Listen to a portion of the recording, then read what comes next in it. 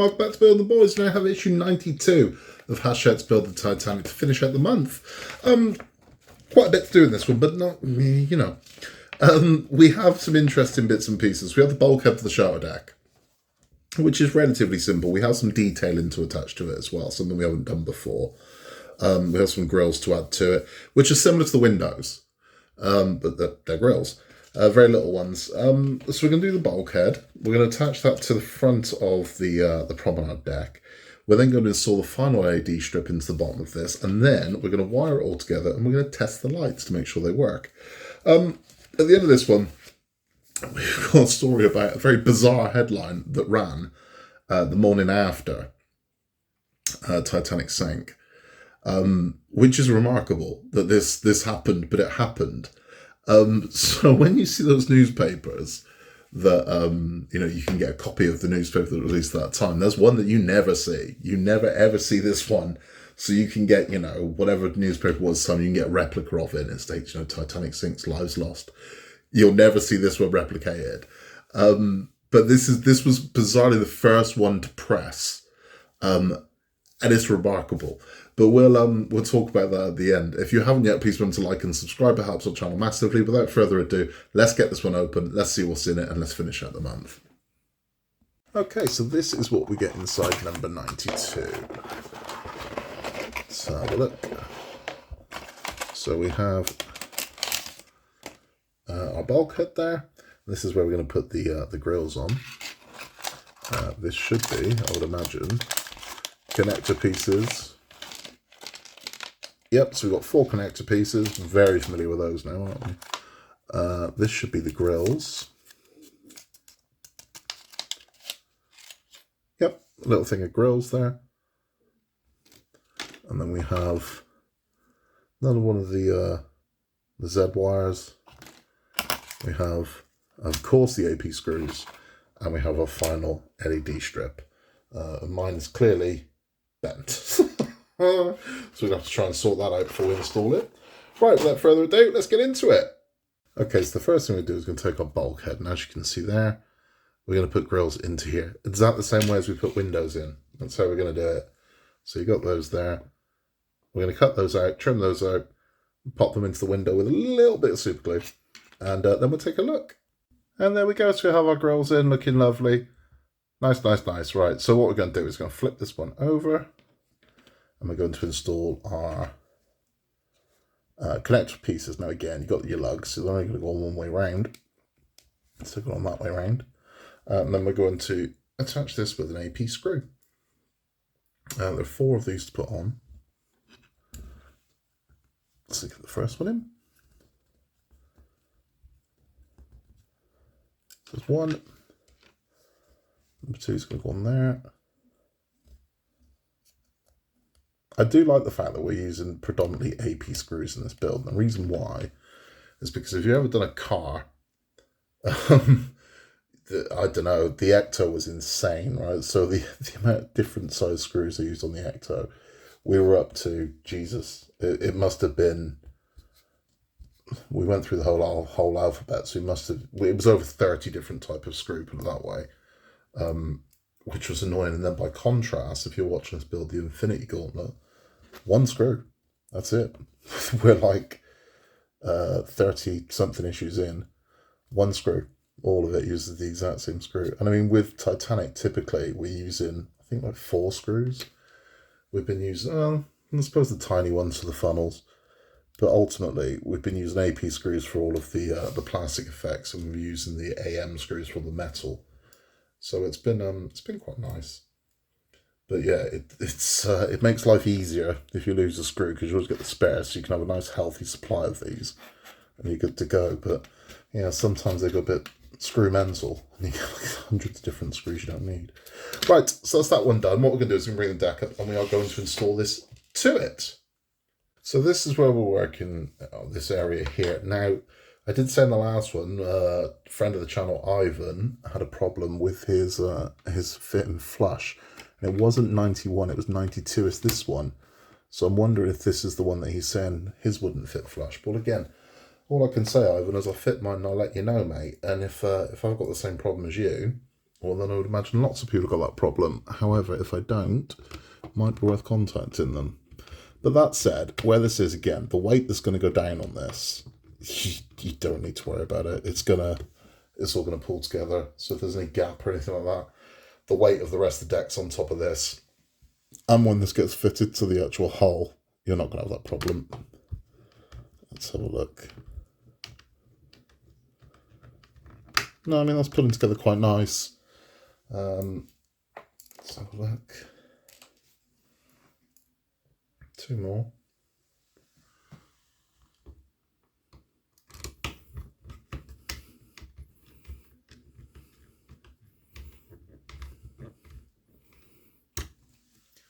And then 1 more, and then we're done.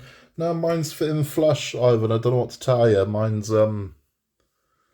sitting flush, unless I'm thinking of something different to what you were describing. But as far as I can see, as far as I can tell at the moment, this looks fine. Yep, so that's that one in. If I can take you around to the front of this to take a look at it.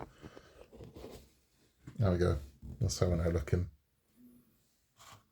Okay, we got one LED board to put in, so I'm going to get the board fitted. You've seen me fit boards so many times now. I'm going to get the board fitted, then we're going to wire it up, and we're going to see if the lights work. This is how we're going to wire it. Taking our battery tester, we're going to go into J1, and then J3 goes to J2, J3 goes to J2, J3 to J3, sorry, J3 to J2, then J3 to J3. Phew. Right, so now we just need to see if it actually works, which it does. There we go. So we got this glow. Now this is what's going to light your hull. So these lights you're looking at here are going to light the hull. So should we fit to the hull? Yeah, let's fit to the hull. Right, I'm going to put on the hull. We'll take a look at what that looks like. So there she is. So now you are seeing what I'm talking about when I'm saying this kicks off plenty of light. You don't need to add more light to it. Now, bear in mind, mine's not screwed down, which has got this weird strip of light along here. When it is, you won't have that, you see? That will go. This isn't the right place, I'm fully aware. But you can see just how much light this has given off. And then you've got all this light here that's going to light up the engine section, lovely. But look how much light that's given off. And that's not even including the upper decks. That's looking nice, right? That's looking real nice. Look at all that. And that's what you want. You want a glow. You want a nice glow. You don't want this thing to be dazzling you. It looks beautiful. It looks absolutely beautiful.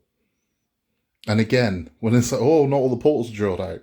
Yeah, it'll look mental. If you put more lights in than that, it'll look nuts. Because they wouldn't have all been on at the same time. So this gives you that kind of nice, certain areas were shut off, and it's looking beautiful. It's looking absolutely beautiful. And imagine this with 3 more decks on it. It's going to look stunning. It's going to look absolutely beautiful. Let's have a chat. Stunning, right? I'm really happy with that. And this is what I've been saying. I'm not just saying it. I say this for a reason. And it's to kind of help. You don't want this thing beaming light out of it. You want that glow. Like a ship in the night. That's what you want. Not just if you start banging holes in the side of this thing because you want it more accurate, you're just going to end up with it. The lights are going to wash it out. That's what's going to happen. This is the difference between it's why you can't, no matter how accurate you go, you can't go 100% accurate because it's a model at the end of the day, and some things are not going to translate down in that scale. They're just not. And too much light is the killer of models. It really is. This will look beautiful. I can already see from that. And this is, I mean, again, we've got so much more hull to go and so much more light and that's going to go into it. It's going to look beautiful. That glow is going to look absolutely amazing. It really is. And there's a good amount of light kicking off in the engine room as well, which is important. So when that engine room is open, you'll be able to see that lit up and it'll look amazing. It's going to look absolutely amazing. It really is. And we're exciting times with Titanic now. We really are. I mean, it's looking great. It's just looking great. It's looking really nice. It's just looking superb. It really is. Exciting year next year. It really is. So we're going to be, this time next year will be done. So they'll be finished and they'll be in display cases by this time next year. really exciting times. Thank you for stopping by, for just stopping by for the build instructions. If you're sticking around for our Titanic talk, we are talking about a bizarre newspaper that ran the first one off the press. How they came up with this is anyone's guess, but the newspaper in question was the Daily Mail. Now, the Daily Mail, for those of you not from the UK, the Daily Mail is it's a tabloid masquerading as a broadsheet. It's kind of what it is. It would like people to think it's a broadsheet, but it's a tabloid. It's a tabloid. They they have some very interesting views on things. The best way to describe it, I mean, I don't mean to insult anybody. This is a generalization on my part, but Daily Mail readers are the sort of people that start conversations with, you know what frightens me? Those people, you know. So it is what it is. But the Daily Mail is renowned for nonsense, and they outdid themselves on the morning of the 16th, 1912, when they ran this as their front page.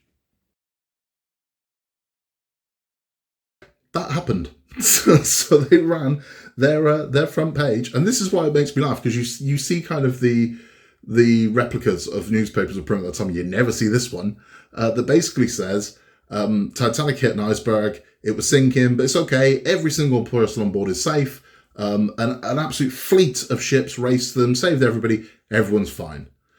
Now, imagine if you were the parent, husband, wife, child of somebody that was on board, and that was the headline that you saw. You thought, oh, thank God for that. It's like, okay, well, yeah, that's good. And then people would be saying, oh, no, I've heard terrible news about Titanic. No, the Daily Mail said everyone's fine. They said everybody's absolutely fine. Why would they say that if it wasn't true? And this is what we've been talking about in past stories. Titanic is probably the earliest example of sensationalization in the press, when, you know, the truth was just going to get in the way of a good story. So it's bizarre that that's what they ran with. I mean, you'd think they go with some of the lines of casualties unknown, you know, and here's all we've got at this point. But no, they just ran with, yeah, everything's fine. It's cool. Don't worry about it. It's fine. And then the next day they print the headlines everyone else printed, you know, 1,500 dead, and then up to 1,600 dead, and 17. But at no point did they retract and say, we apologize for. Never did it. So their headline, if you can look in the databases for this one of their headline from, and that's what it got. New York didn't. So New York were behind with their press because of the time difference. So their first newspapers in New York ran about the tragedy and just exactly how bad it was. Whereas our first one off the press here, everything's fine, don't worry about it, it's cool. It's amazing, right? But yeah, you never see that one. You never see anyone that's got a replica of that one pinned up. But this is the thing, and it must have been incredibly stressful times, because it's not like today with rolling news. You would have had to have waited for, like, if you were listening to the radio, you'd have to wait for like the hour. So, you know, you had your news bulletin at 9, 10 o'clock, whatever there's any more. And imagine what those people must have been going through, sitting by the radio, waiting for any kind of news to come through. And then what was coming through was so confusing. How many made it off? How many are on the Carpathia? When's Carpathia getting to New York? Who's on there? Are my loved ones on there? Who knows? I don't, you know. Can I go get a telegram? Will I get a telegram about this? I don't know. A White Star Line going to come knocking on my door? Must have been absolutely horrendous. So it doesn't help when a rag like the Daily Mail is running just nonsensical stories. And all the other ones that run, because they're all guilty of it, all of them did the same thing. And this is why all these fantastical stories come out about the Titanic, and some of them stuck. So some of the kind of myth that you hear now is from that time when they were all fighting each other to get their headlines out. And then when they realised how many copies they were selling, how much sales had increased during Titanic, again, it sort of triggered this weird kind of tabloids don't care. And they will take a story and they will make it run for weeks and weeks and weeks and weeks. And Titanic did exactly that. So when they were running out of things to say about Titanic, well, they just started making stuff up. So there's, again, we will talk about him at the end, but there's a story about Captain Smith that, I mean, people still mention it today like it was true, and it's like it just wasn't. That they saw him swimming with a boy on his back, and he threw the boy to a lifeboat and said something like, farewell, son, you know, and it's like, that never happened. The weird stories of hero dogs and things like that, these things just didn't happen. They didn't, but it sold newspapers. So they didn't care. They just spin this out. But that's how reliable a newspaper is. So you can believe half of what you see and some enough what you read sometimes, you know. But that's our story for this one. We will be back, hopefully before Christmas. I really hope back before Christmas. If we're not, have a Merry Christmas. If you're one of our Titanic viewers, have a very Merry Christmas. I hope we're back. I think we're going to be back around about 22nd. I hope we are. 22nd, 23rd. So we might be, you know, just before Christmas we might get in. But again, it depends on postage with the UK. I mean, the Postal Service haven't announced strikes yet. They normally do. But we'll see how that one goes. I will show you, before I leave you, I'll show you what comes in 93. So in 93, this is going to get interesting. We're building a crane, our first deck crane. So we get parts of the first promenade deck crane, including base, tower, hook, jib, supports, and screws together with a small pair of pliers. So we get what I'm assuming is a minute pair of pliers. So we're going to be bending something. I don't know what, but we're going to be bending something. Otherwise, they're going to give us pliers. Now, I would imagine those pliers are going to be, I don't know, I'm speculating, not very good, typically. So it might be worth looking for jewellery pliers. Amazon's a good place for these, and you'll find them. They're tiny ones, but they're good. So you'll get a little pair of snips and things like that. And you can get a little kit for about a tenner. But if you haven't got them, they're worth looking out for. But hang on, I mean, see what they're like first. They might be all right, and who knows what we need to do. I don't know. When we've got more details about it, I can advise more accordingly. But we do have cranes coming up. So we've got 2 cranes in the next 4. We've got a lot more, I think. Don't quote me on this one, but I think by the end of 96, I think our decks are going to be together, because we've got a very large piece of keel coming. Now, unless they're just giving us the keel and we're not fitting it, or we're going to fit it and take it off, I can't see how you do that, because you have to screw these decks to the hull before you can install a massive piece of keel. Otherwise, there's no way you're going to get into it. You're just not. So there's got to be. We're either installing deck, which I can't see because we haven't got the tail end of the hull, or they're going to ask us to put keel on, and then later on ask us to take it off. I don't know. We'll have to wait and see. It's going to be interesting. But yeah, cranes and keel, that's what's coming in the next 4. Hopefully this side of Christmas. If not, they'll be just after Christmas. We got loads coming up on the channel over Christmas as well. So we've got Christmas movies for people who don't like Christmas movies, where it's a good one. If, the whole "we must save Santa" gets a little bit too much for you, we've got some good alternatives, some great alternatives. We did 4 last year. We got 4 more this year. So, excuse me, a nice collection. We are absolutely loading the channel with content over December. So there will be a lot. There'll be at least one upload every day for the 31 days of December. We were also doing a live build as well. So if you would like to join us for a live build on New Year's Eve, because I'll be all dressed up with nowhere to go. So I'm building a model live on New Year's Eve. I will be announcing what that model is on Wednesday. It's a very simple one. It's not expensive. It's nothing complicated. Literally anyone can build this model. We'll be revealing what that is on the weekly catch-up this week. So if you would like to join in with that, tune in. I'll give you all the links and whatnot where you can get it. And if you want to swing by, have some beers, have some laughs with us on New Year's Eve, as we all build a model together in a race against the clock. So we are racing midnight. So we're going to see if we can get this done before midnight. It'll be fun. It'll be a lot of fun. But there's loads and loads coming up. So we've got Infinity Gauntlet. We've got Ecto 1. I promise you I'll get that done before Christmas. We've got some Doll's House. We got a bit of everything. Hopefully more Titanic and definitely more Tumblr. That's all from me. In a world where you can be anything at all, just be nice. And I will see you very, very soon. I hope this side of Christmas for more of Hachette's Build the Titanic. Take care, and I'll see you then.